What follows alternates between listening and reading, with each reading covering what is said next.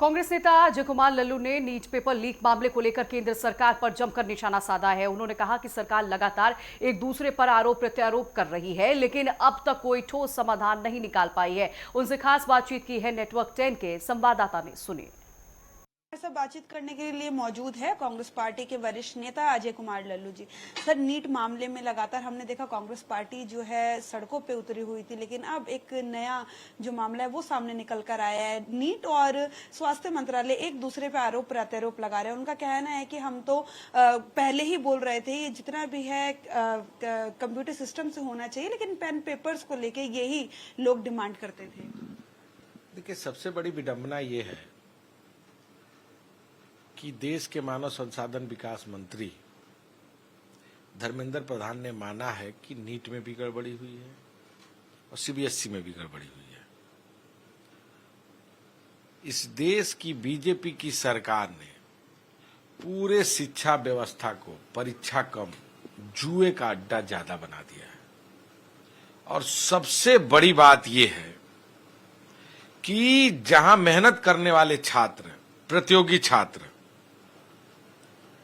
बड़े पैमाने पर इस धांधली के शिकार हो रहे हैं, उसमें पेपर माफिया और सिस्टम से ज्यादा दलाल तेजी से इस पूरे क्षेत्र को प्रभावी रूप से अपने आगोश में ले रखने का काम कर रही है। कौन है ये लोग? ये बीजेपी सरकार के संरक्षण पोषित पाले हुए वो माफिया हैं जो अपने इशारे पर प्रत्येक वर्ष नौजवानों के भविष्य के साथ धोखा कर रहे हैं। नीट में लगभग 28 लाख से अधिक नौजवानों के भविष्य के साथ धोखा हुआ है। और सबसे बड़ी विडंबना यह है कि 10 सालों में लगभग इस बीजेपी के डबल इंजन सरकार में 89 से अधिक पेपर लीक हुए हैं।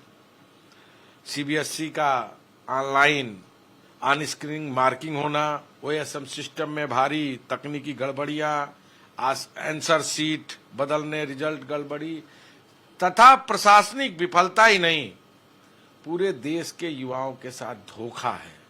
और ये बात पूरी तरह प्रमाणित हो चुका है। जहां तक नीट की बात है, एक तरफ एनटीए कहता है कि नॉट ट्रस्ट एजेंसी जो है, जिसका नाम हमने रखा है नॉट ट्रस्ट एजेंसी, एक तरफ कहता है कि स्वास्थ्य विभाग के कारण ये गलती हो रही है, स्वास्थ्य विभाग कहता है एनटीए के कारण गड़बड़ी हो रही है।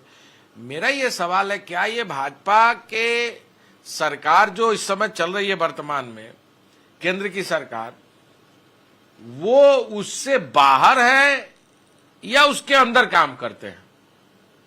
अगर सरकार का अधीनस्थ है तो जिम्मेदारी सरकार की है, सरकार के मंत्री की है।